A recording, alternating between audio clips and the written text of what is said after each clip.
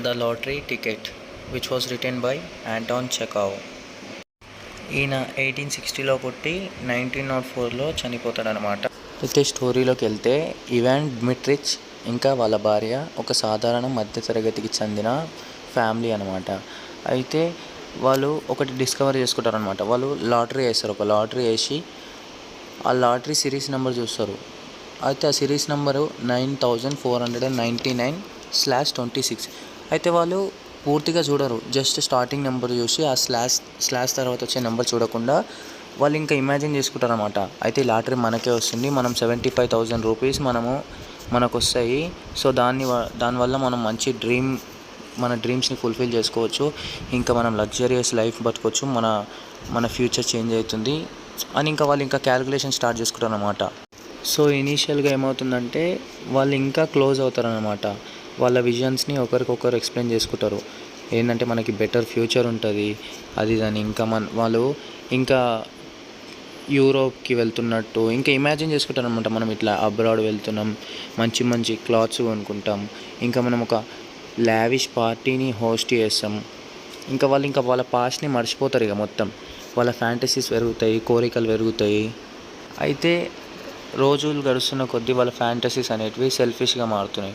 ఇంకా ఇవాన్ ఇలా think చేస్తాడనమాట, lottery పైసలు వచ్చిన తర్వాత నా వైఫ్ మొత్తం వీటిని అన్వాంటెడ్ థింగ్స్ పైన ఇన్వెస్ట్ చేస్తుంది, పైసలు మొత్తం వేస్ట్ చేస్తుందని ఆయన కన్సర్న్ చూపిస్తాడు అనమాట.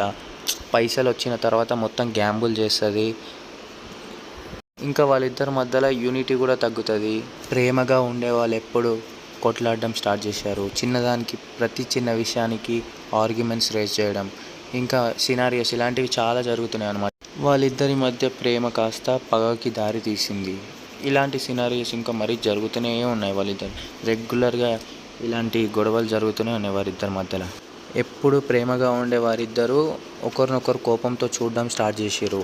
అయితే వన్ ఫైన్ డే ఇవాన్ ఏం చేస్తాడంటే దాన్ని రీచెక్ చేస్తాడు.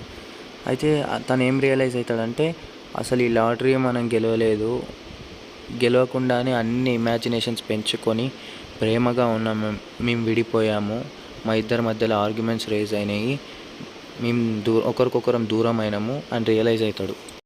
సాధారణమైన లైఫ్ని లీడ్ చేస్తున్న వారిద్దరి మధ్యలో ఇరిటేషను, డిసప్పాయింట్మెంట్ లాంటివి ఎన్నో చోటు చేసుకున్నాయి. సో ఇలా ఈ స్టోరీ ఎండ్ అవుతుంది అనమాట.